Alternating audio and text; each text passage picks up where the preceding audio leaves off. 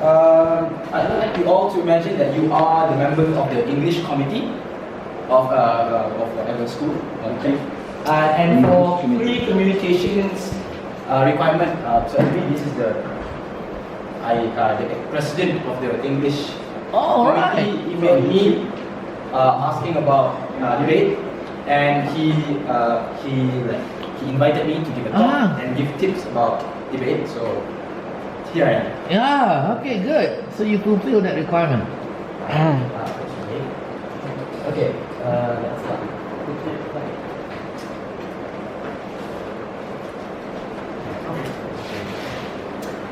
Assalamualaikum warahmatullahi wabarakatuh, and a very good afternoon. I bid you all.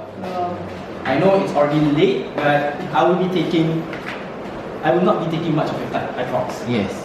So I heard all of you are the members of the English Language Committee. Yes. So for your information, my name is Hazim bin and I am a debater from University Islam Antarabangsa Kebangsaan Malaysia. So soon, already there. So I'm actually the president of the debate club. And I have been debating since high school.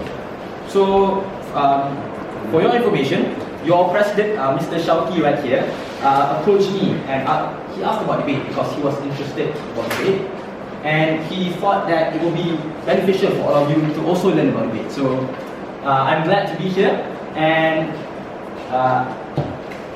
here I would like to share with you about debate.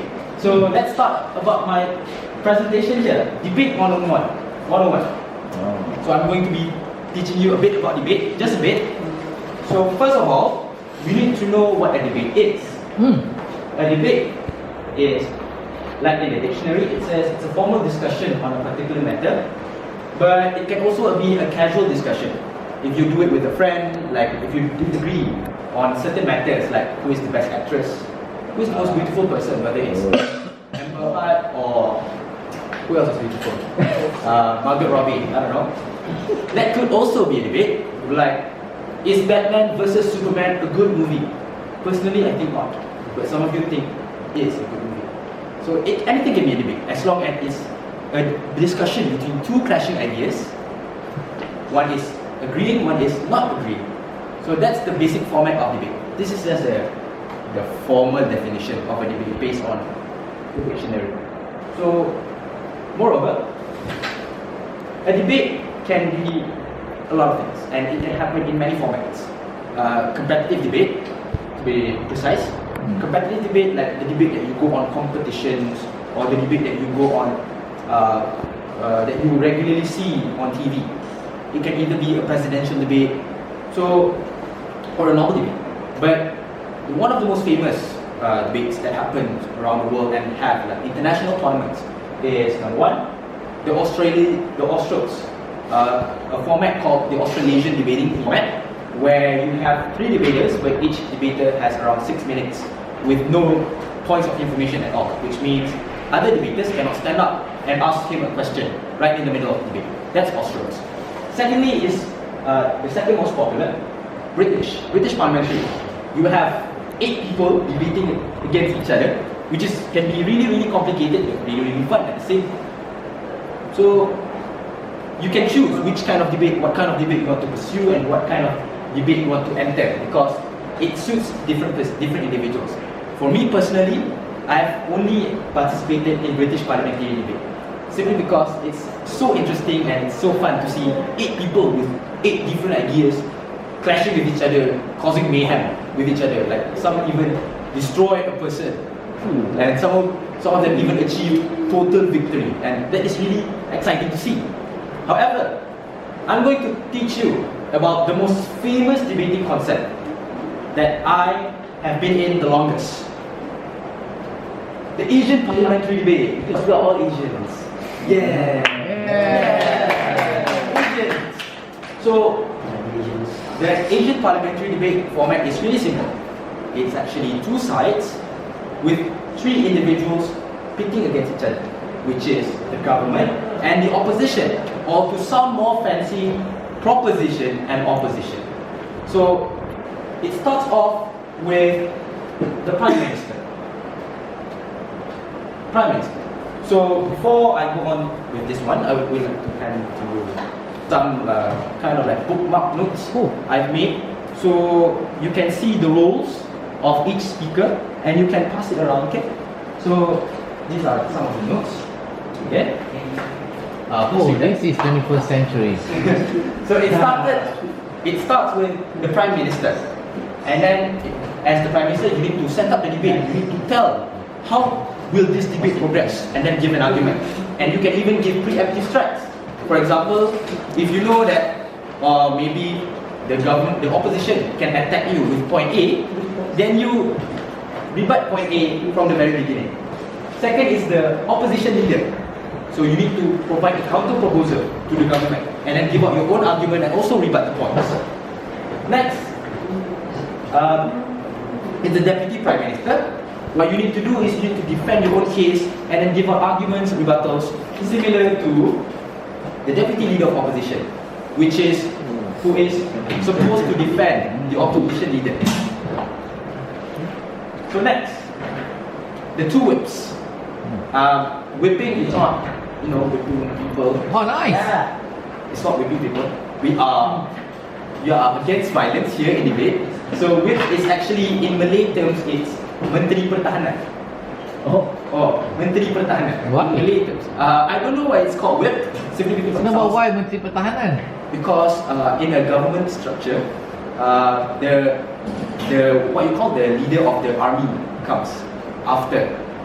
Like for example, if you were to learn in what you call the Abbasiyah Kingdom Empire, the Islamic, one of the most famous. The first one is the Sultan. The second is the Prime Minister. The third is the Minister of Defense. So that's the logic here, because in most situations, the Minister of Defense or the leader of the army has a lot of power because he or she has control over the forces of the entire nation. So that's why we have the whip. Okay? We have the whip. So the whip's job is really simple. You just need to listen to the whole debate, summarize the debate, compare both sides, and then tell the judge, okay, why should we win? Why should I win the debate? So that's the job of the whip. So at the end of the debate, the judge will cast votes and then tell which side is the winner. So in today's session, I cannot teach you everything about debate, but I'm going to teach one of the main core of debate. Arguments, which is your main points, the things that you want to say and the things that you want to deliver in your speech. The prerequisites of making an argument: first, you need to have knowledge, of course. You need to be smart. You need to read a lot, read about general issues, new issues, maybe things about history, a bit about history. For example, the history of racism, Nelson Mandela, China, anything. Second, you need to have style. For example, each debater has its own style. Certain debaters tend to be sarcastic. They like to make fun of their opponents and to show them that, I am academically more superior than you. That's how sarcasm works. And certain individuals tend to be aggressive. They like to fire shots at the debater over and over and over, like constantly asking questions. Why are you doing this? Why are you doing this? Why are you doing this? That is very helpful, especially if you want to take down your opponent's case in a quick manner. Then, quick wits. Because in debate, you never know what will happen. Sometimes, the opposition can stand up and ask a very hard question for you to answer. So you need to think critically and quickly so that you can answer the question properly. Okay? That is how a debate works. You can train yourself by thinking to yourself or debate with yourself in your head, in the shower, I don't know, when you are taking a dump, because that's where every man think, right? Men think on the toilet, in the toilet, right? Only men. I don't know about women because I haven't had the experience of being women. I've only had the experience of being a man. Yes. So, persuasiveness. This is the most important one. Why? Because you need to be able to persuade the judge. That's the whole point of debate. Because you are so, you have a stance and you want people to also take the same stance as you. So that is why you should have persuasiveness. You can try by, persuading your friends to go watch a movie with you. even though you are somehow unlikable by your friends, right? Like, I know I'm a bit annoying to my friends, but I don't know, every time I ask them for food, they give me food. Maybe I have a way to sweet talk them into giving food. Okay? So how do you make one? As you can see back there, that's Homer Simpson, right? Homer, right? One of the most influential characters in this day and age. Yeah? So if I have him by my side, then you should listen to me. Okay? So a very simple concept of making an argument is RL. RL. A-R-E-L. It starts with argument. Like, what is your argument in the first place? What's your main point? If I were to give you the title, we should ban smoking, what would be your first point? Cancer. It harms your health. Good. Then that's the main point. You need to, for everything, for every speech, for every book, you need to have a title, right? Okay. Next. Reasoning. You need to be able to come up with various reasons that can cater to multiple perspectives. Okay? For example, if I were to say smoking is bad, then okay, it will harm your health. But that does not mean harming your health can persuade everyone into quitting smoking, right? Certain individuals will want reasons like, oh, it will waste your money because one pack of cigarette costs around like what, 20 to 15 to 20 ringgit, which is pretty expensive, right? That is different kinds of reasoning in order for you to win a debate. Third, elaboration. So elaboration in simple terms is to make your speech longer. You need to be able to say it. For Asian parliamentary, you need to be able to say it for a course of 7 minutes, which is pretty long if you're not used to it. So when you elaborate, try to include further explanation on your reasoning. Try to include facts, if you can, facts or even statistics, different views, different perspectives, different countries, policies from different countries. These are the kind of things you include when you debate, and especially when you elaborate your argument. Last but not least is link. What is link? What is the first thing that comes up to your mind when I say link? Zelda. Not games. No Zelda. Link. Connection, right? What connection? From the very start of the debate, you will have a stance. Like I said, everyone has a stance. My stance is I don't like smoking, right? So my argument needs to be able to connect with my stance.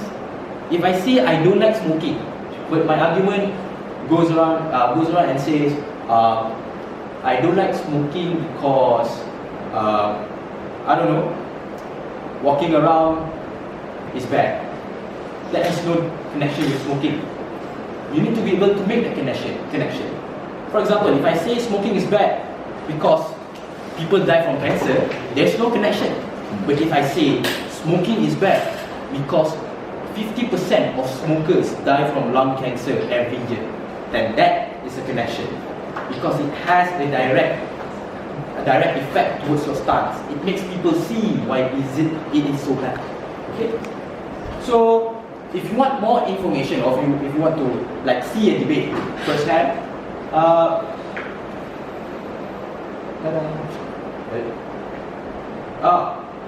okay.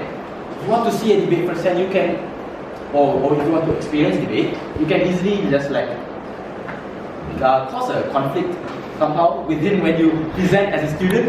Like trying to present like a really serious topic that, let's say, if everyone in your class likes football, try to come up to them and say, hey bro, football sucks. And then you will have a debate. You will instantly have a debate. Next, you can even use debate to become a successful businessman. Why? Because when you have persuasiveness, you can persuade everyone into buying anything. Like, what's up with Supreme? Supreme is just a normal hoodie, right? With the word Supreme, but it can sell for like $500. With correct marketing and persuasiveness, you can easily make anything marketable. Like you can easily make a piece of paper marketable. You can force people to buy, persuade people to buy a piece of paper for 10 ringgit with the right tone, right style, and right points. That is how debate helps you. And if you want to go a step higher, You can even win elections. Yes. You can even win elections. Like we all know how bad Trump is, right? He's racist. He wants to build a wall and force Mexico to pay for the wall. Like, what the heck, man? Yet he won. Why? Because he can persuade everyone in that certain hall, in that certain country, to vote for him. Like there are some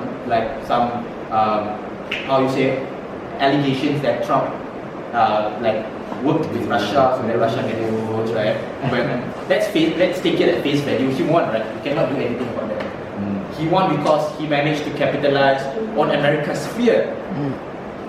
During the time of the election, America was so scared of Muslims that Trump created a policy to ban Muslims in airports, which might seem kind of bad, but it's actually pretty smart for a debater, if you ask me, because he can persuade everyone to vote for him, right? So that is how debate will help you. Debate can help you in anything, especially when you want to go to work. You need to propose a project, anything. So if you want to see a real debate, you can watch my video where I won the Cabaran Debat Zabak when I was Form 5, which was around 3 years ago. So you can watch this debate as reference because these are high school debaters. For starters, you need to watch high school debate. I do not advise you to watch university level debate because it can be really complicated. For your level, you can start by watching this. You can easily click the link. I will send this slide to your president